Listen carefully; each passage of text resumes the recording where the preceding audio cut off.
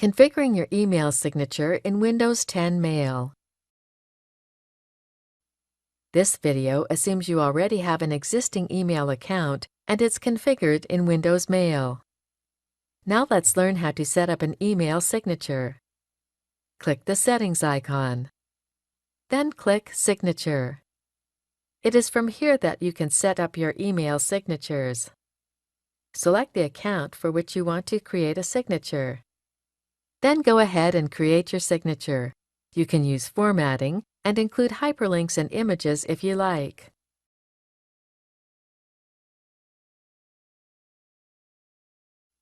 When finished, click Save.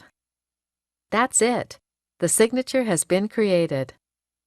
Now when we go to compose a new email, our signature is automatically in place in the new message window. This is the end of the tutorial. You now know how to configure email signatures in Windows Mail.